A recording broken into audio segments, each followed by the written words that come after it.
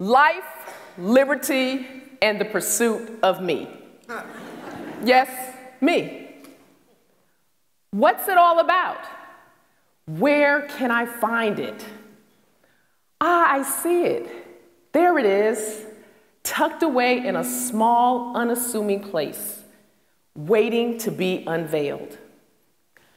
I would have never thought to look there. I totally forgot I had it. I'm excited to share with you about a gift I gave to myself. And as I mentioned, I've had this gift for quite a while, but I thought it was too small or insignificant to use and never thought to use it as much as I do now. I find this gift to be very beneficial to use anytime, anywhere, with anyone. Are you ready for me to share the gift I gave to myself? Yes. I present to you the gift of no. No. No. Imagine a gift that I've never had to return. It's the right size and it's the right color. And the best part about this gift is it will never go out of style and it's always in season. So let's put it to work and see how it goes.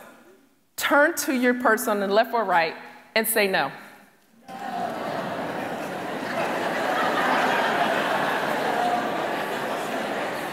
How did that feel? Wasn't that wonderful? See how easy that was? No is a short, simple response. No is a toddler's first taste of independent power. And the best part about this gift is, no is a complete sentence. Now imagine that, a complete sentence which requires no further thought and/or explanation. So what do you think? I hope you're as excited as I was. I know I was absolutely thrilled when I finally grabbed hold of this gift and started putting it to use. I mean, I was like a kid with a new Super Soaker water gun. If you were in close proximity, I was shooting no's all over the place. And not even the people who are close to me are exempt from getting a no. This includes family, friends, and coworkers. A few years ago, I had hit a brick wall on my job. I mean, I was approaching some serious burnout. And I believe it was as a result of my accumulation of saying yes, trying to be everything to everyone. So I confidently walked into my supervisor's office, handed him a request for leave, and advised him that I was going to be taking 30 days off between November and December, and I wouldn't be returning until January. I had to do that or run the risk of giving someone the right hand of fellowship or thumping them in the throat. So I chose this mini sabbatical as an initial step towards self-care.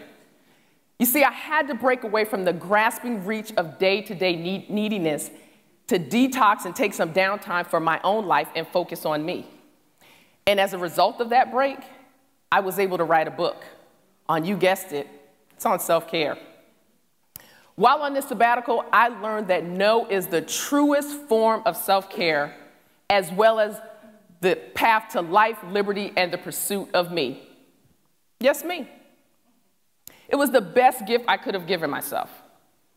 And when I returned to work in January, it was a brand new me on the scene. And when my coworkers would approach me with their different requests, I'd break out that Super Soaker water gun again. And I started spraying creative ways of saying no. I would say things like, your request is duly noted.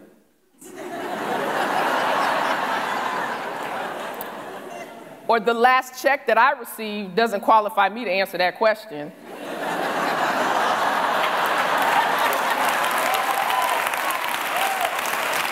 Or one of my favorites, I'm on fries. I don't know what they're doing at the burger station. Which translates to, I'm gonna stay in my lane. Life, liberty, and the pursuit of me was in full effect. Psst. Can I let you in on a little secret? Saying no has freed me from the unrealistic expectations of others and minimized stress and burnout. I am no longer weighed down by unrealistic obligations and unnecessary frustration. No is the best act of self-care that we can provide ourselves. So now, when I'm presented with a request that requires my time, space, or energy, I immediately begin to ponder it with a few questions. Who's asking? What's our connection? What's my relationship with the person? Why do I feel the need to say yes? Is it out of fear, rejection, or compulsion? What emotion or feeling is going to be associated with my yes? And you see, that last question is the most crucial of them all, because there will always be an emotion or a feeling associated with whichever response I choose to give. Now, no happens to be my most popular response. Not because I delight in being mean, cruel, or rude, but because I know what I will and will not engage in. You see, yes is easy because it makes the other person happy. And let's admit, we delight making other people happy. Maybe doesn't require a commitment. It allows the person to sit on the fence while they decide to decide. But no, it's an emphatic response. Nothing left to be said. I've often wondered, why is it when I'm presented with a request, my choice of responses are either in the order of yes or no? It's as if the yes response is subtly being implied or expected, and the no response is not even anticipated. Now, I'm not implying that it was easy for me to say no, especially since I was so used to saying yes. But once I stepped out of my comfort zone and began exercising that power, you better believe that there were some folks that were shocked, they were stunned, or they would even give me this blank stare, as if I was the one that lost my mind. Learning to say what I mean and mean what I say eliminates the opportunity for negotiation, because I'm not required to ponder on a matter that I clearly have no plans to do. Why should I say yes when my heartfelt response is clearly no? Why should you say yes when you really want to say no? Social media has us believing that everything must be liked, loved, or confirmed, having us to believe that we're in agreement with everything that comes through. Reminds me of a coworker I had a few years ago. He was resigning from the company. He'd been there less than a year. So on his last day, he approached me and he said, "Hey, you think it's okay if we connect on social media?" I'm looking at him like, saying to myself, well, I didn't think we had that much in common for us to connect on social media. So I look at him and I say, no. So he presses. He says, well, why not? I've noticed that you're friends with other people in the office, and I don't understand why we can't be friends. Now I'm concerned, because this is a bit creepy for me right now at this moment, because I'm wondering, has this guy been trolling my page? And so as I'm processing my next response, I'm like, well, you're not even that interesting to keep up with here in the office, let alone on social media. And I say to him, because I choose not to be. And I left him standing there with that blank stare I mentioned to you a few moments ago. Learning the fine art of saying no has taught me the importance of empowering myself and identifying the stress that comes with a yes. The yes predators are out there, and they don't care what I have to give up or what you have to give up to give them a yes, just as long as they get a yes. These days, I say no to unexpected projects or events,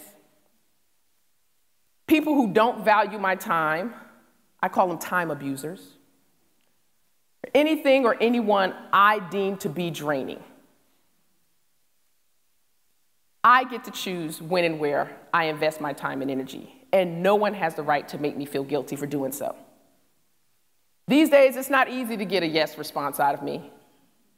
I guard my yes the same way I would guard my family, my purse, or that winning lottery ticket. I guard it as the most valuable response I will ever speak. The gift of no was not discovered under a tree, nor was it presented to me by a loved one for a special occasion. It was residing within me all along, just waiting to be unwrapped. And I just had to care enough about myself to put it to use. And I believe the same gift and power resides in you. No is powerful. No is liberating. And remember, no is a complete sentence. Thank you.